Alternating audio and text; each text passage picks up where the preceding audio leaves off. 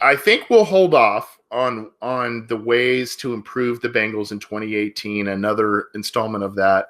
We're running kind of a little short on time here, so I think we'll hold off on that for next episode and go to some listener questions. We received a lot via Twitter and some in the YouTube chat. I'm going to try and get to as many as possible here. Good friend Mike Donahue hit us up on Twitter, and I believe he's in the YouTube chat as well. And if you can, wish Mike a belated happy birthday. His birthday was recently, I believe. So Mike is a good friend of this show, of other shows I've been a part of, and of Cincy Jungle. Great guy. So happy belated birthday, Mike. I'm going to answer this one relatively quickly. What are your thoughts on bringing back Russell Bodine and Andre Smith, which I think we all know is going to happen? I do agree with the second part of that statement, being that they're going to be cheap, they're going to be affordable, they're going to be guys that, especially Andre Smith, gives them flexibility. If you remember when they signed Andre Smith last free agency period, by the way, that was supposedly one of their big quote unquote outside free agency signings. A guy who went away from the team for 1 year, was hurt the majority of that year, and then comes back to the Bengals. Now, I have to give Andre Smith credit. They were looking at him at right guard to be their starting right guard. That never happened. He was a backup for the first few games. Jake Fisher and Cedric Abwehi were massively struggling. Andre Smith came in and helped solidify the tackle position at least a little bit, especially during that time when they started winning some games against the Colts and other teams there. Kind of put a Band-Aid over stuff. My thing is this. For Andre Smith, I think you can get him cheap. I think you can get him, and he's a good, viable backup / emergency starter guy. If you sign him, that's not a remedy of any kind for this line. In terms of starting players and all of that, there needs to be a massive overhaul, and or hopefully Frank Pollock, the new offensive line coach, can get more out of the guys that are already there. So I'm not opposed to bringing back Andre Smith. I don't think you hand him a starting position, and he's a guy who should be fighting, even though he was a former top, I think he was a number 6 overall pick. He's now at the tail end of his career, and even when he was in there for an extended period of time, I don't believe that he's still a viable long-term starting option at this point. Not, again, a guy that you can bring back probably relatively cheap, incentive-laden deal, not a big deal. Obviously, Bodine is a completely different animal. In case you missed it, Marvin Lewis publicly came out recently and said, we're working hard, quote unquote, to re-sign Russell Bodine. I don't know how hard you have to work for a guy that probably isn't in that high of demand, but the Bengals seem to like him. And this, along with Andre Smith, totally reeks of a Mike Brown signing. We talked about Mike Brown earlier in the program. This totally reeks of that type of signing. And stay with the guy you know. Hope that he improves. Get a guy that is a starter that you can get that's affordable. This is a total Mike Brown move. And this builds on the lack of change that we kind of sensed from some of the quotes that Mike Brown put out there recently. So to me, there have been moments where Russell Bodine has played well. There have been moments, and in the last 2 games, the offensive line began to gel a little bit with some reshuffling and different guys in there, but Bodine has been a constant. I guess if you want to be positive, Bodine's been durable. He's been reliable in terms of starting for the team, being there, being available. He's just a lower tier center in the NFL in terms of a starter. And to me, this is a season where, and I probably said this last offseason as well, but this is an offseason where the Bengals can ill afford to not review almost any starting position on this team. After 2 straight losing seasons to follow up 5 straight playoff berths, this is a team that needs to examine every starting position and see how it can improve. Whether it's the coaching staff, and maybe the coaching staff can get more out of certain position groups, very possible. Whether it's drafting new guys or whether it's in free agency and getting guys to come in and potentially usurp other starting positions from long tenured veterans, none of that should be off the table. And unfortunately, it just kind of seems like, well, we're trying to re-sign Russell Bodine and he's going to be our starting center, and that's that. If that is that, okay, not ideal, but the Bengals better do a very good job of retooling the offensive line in 2018, whether that means Christian Westerman getting a shot at one of the guard positions, whether that means drafting a guard tackle or both in the draft, or a center in the draft, all of those. The Bengals need massive help up front, and that was very painfully evident in 2017. So, to Mike Donahue, thank you for the question. I do believe both will be back.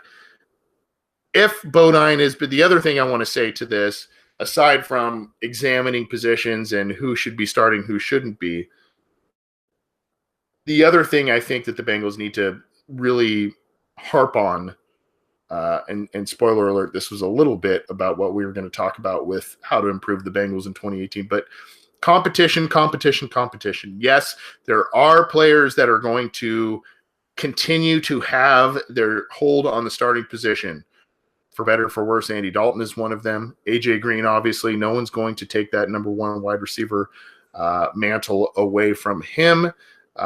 Geno Atkins, Carlos Dunlap, guys like that are not going to be replaced, and nor should they be in 2018. But there are a number of other positions that need to have competition be bred into them, and I think the center position is definitely one of them.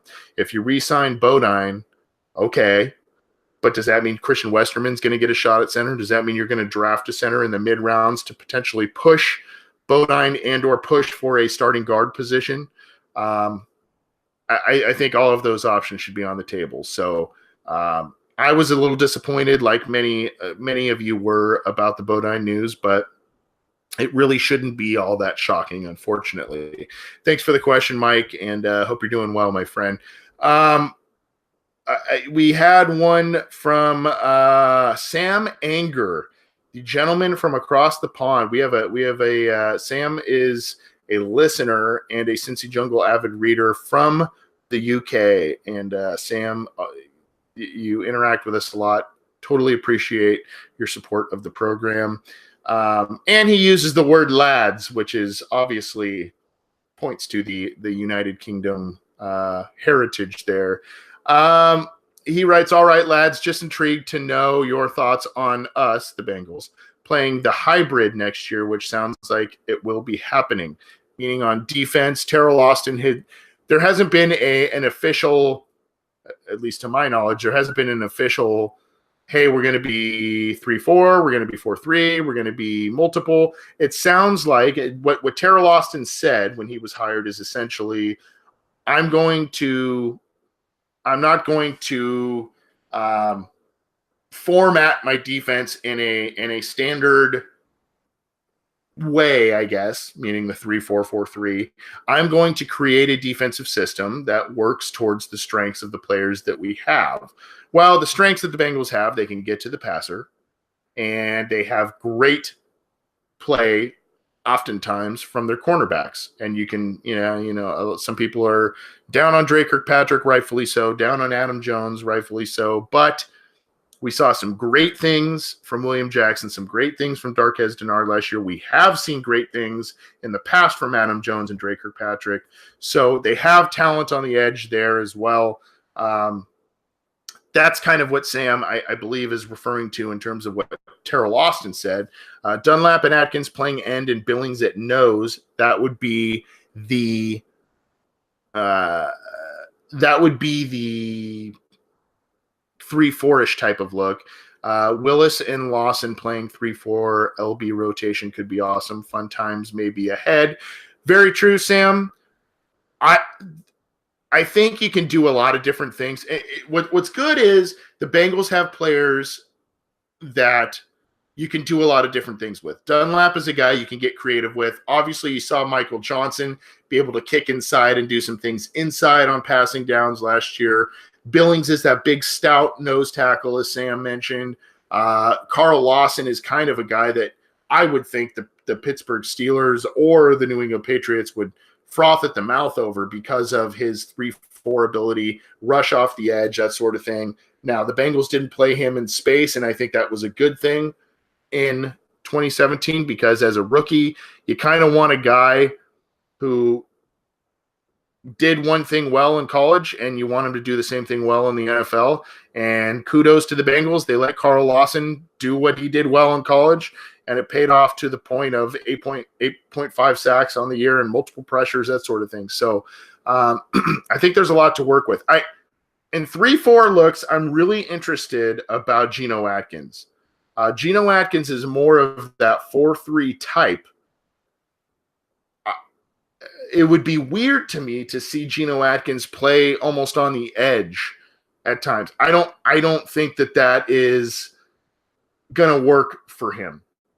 I think because Atkins is a guy who's compact, he's stout, and he's very strong in terms of his core, in terms of his legs. And what he does, it's the same thing that Aaron Donald does. He sneaks up into these bigger guard centers, that sort of thing, and gets inside of them and uses his leverage, his low center of gravity to get past them. And I just don't know if that is something that will work off of the edge. I think length, I think speed, that sort of thing works better off of the edge than Atkins kind of, bull rush, get inside of an opponent's pads, shove them out of the way sort of thing. So I wonder about that. And I also think, to Sam's point, I think the Bengals need to heavily invest in the linebacker position this offseason, whether it's in the draft or free agency. I think, number one, that position has just been really over the past couple of years has been one that has been decimated by injury. Vontaze Burfict is one of the best linebackers in the league when he's healthy and or available. That is an inconsistent thing to rely on, unfortunately, with Burfict. And so, I think the Bengals need to have other linebackers they can rely on this year. I am excited, though, that there's going to be some varying looks, apparently, with Terrell Austin in the defense. I think that is something that's needed. I think it, against those better teams that have made those type of second half adjustments that the Bengals have not. I think that if the Bengals remain varied and can play well at doing so, I think that's going to go a long way in helping the defense out and helping the offense out. Getting the ball back to them, getting them good field position, that sort of thing. So great questions, Sam, another good friend of the program, at Samanger Sam, S-A-M, Sam Anger, I guess, Sam, I should say, on Twitter there if you want to give him a follow. Last question of the evening from AJ Mithen, again on Twitter. And unfortunately, this is a question that it can be answered pretty quickly, but I think it breeds other questions. AJ Mithen says, when was the last time a Bengals special teamer returned a kickoff or punt for a touchdown? Feels like maybe 5 or 10 years. The last one, I've been kind of trying to do a little bit of research while doing the program here. The last one I definitively remember was Brandon Tate's punt return touchdown against the Seahawks in 2011. The Bengals ended up winning that game, and they went 9-7, went to the playoffs. So that was one I remember. Now they've had other big returns. Alex Erickson had a couple last year in 2016 to help on kickoffs. I'm kind of looking at Adam Jones. He had one. Okay, so he had a punt return touchdown in 2012. So that then trumps Brandon Tate's return. So I think it's been since Adam Jones's punt return touchdown in 2012 is the most recent. Now, while the Bengals haven't had the big touchdowns on special teams, what they have had, like I said, Adam Jones has had numerous big returns that have put them in insane field position. They've had other good returns from Alex Erickson on the kickoff return game. So, they've had some, it hasn't been a total, terrible type of situation in the return game. What I think this breeds, though, is again the question of who the Bengals put on special teams coverage or special teams returns, and their unwillingness to play a lot of youngsters in varying. And Nick Marks did say, by the way, in the YouTube chat, Nick Marks did say that Pac-Man had one this year but got called back. True. This to me points to an unwillingness of the coaching staff to play young players and/or get the players on the field who give you the best chance to make an electric play, get in the end zone, that sort of thing. You can look back to this year. Yeah, the Bengals had two capable return men in Alex Erickson and Adam Jones. But Joe Mixon and John Ross were guys that were absolutely electric with the football in their hands in the return game in college. Now, granted, it was more earlier in their collegiate careers, but these are guys that, their snaps are limited on offense, especially John Ross. I understand you don't want guys to get hurt on special teams and, that sort of thing. To me, that is a weak excuse. To me, you always get, and you never want guys to get hurt. That's not what I'm saying. But you always want your best players, your most electric players, to get the football in their hands. And if you can't get the football in their hands on offense, if those are where your biggest playmakers are, if you can't get the ball in their hands on offense, then and they have special teams ability. They've shown that in the past. Why not put them on special teams? I don't understand that. To me, John Ross is a perfect example of a guy that should or could have had some type of returns, and especially when this team was struggling, when they were losing games, they couldn't get the ball in the end zone on offense in the early games with Ken Zampese. Why not try something? Try it. And they're very stuck in their ways. I always use the Reggie Bush New Orleans Saints example as to a team that shows that, hey, we're not afraid of putting a high-profile player on a special teams role because that can absolutely change the course. The Pittsburgh Steelers put Antonio Brown on kick returns.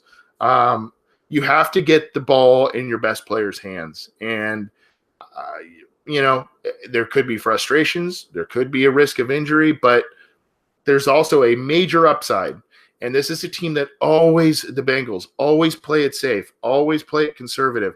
That's why they kept Brandon Tate around for a long time. That's why they like Alex Erickson. He had an electric year, and I keep using the word electric. I can find a different adjective. But he had a great preseason in 2016 in terms of offense and special teams.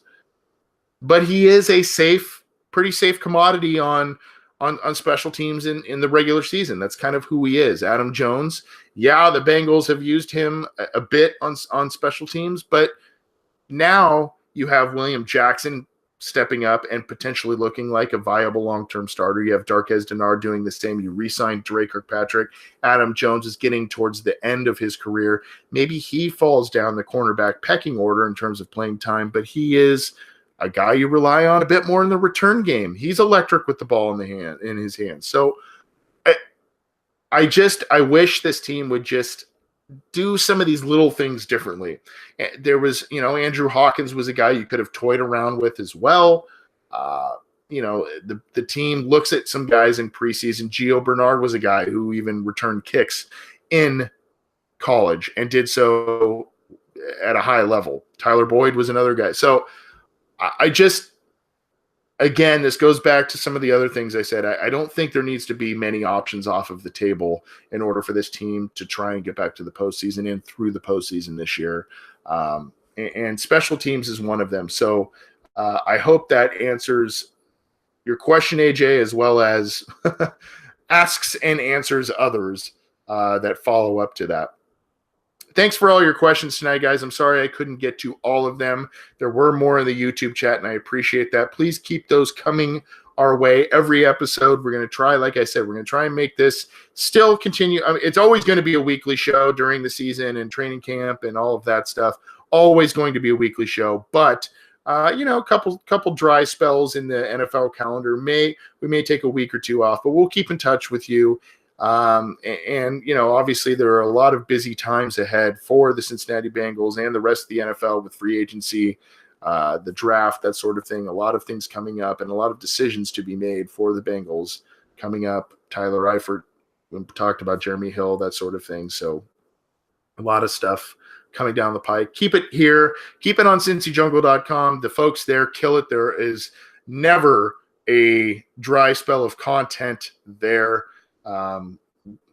Just keep it there. Mock drafts, analysis, commentary, all that stuff. A lot of good writers there that do a lot of good stuff. You can get in touch with this program via Twitter at BengalsOBI or theobinsider@gmail.com via email. You can also get the program on iTunes, SoundCloud, YouTube, and on CincyJungle.com. Thanks so much for tuning in, guys. I know this is a frustrating and a trying time to be a Bengals fan, but there are good times ahead. I think we are a bit knee-jerk reactionist at this point, and I think there's going to be some good stuff, hopefully, coming down the pike. And, we sit here all the time, and after a disappointing end to a season for the Bengals, January, February, we get frustrated. Then all of a sudden, especially around the draft, we start to get excited. If you remember last year, things were looking pretty bleak, and the Bengals had a pretty exciting draft class, a lot of whom ended up contributing for the team. So hopefully that's the case this year, and hopefully these second-year guys end up contributing again for the 2018 Bengals.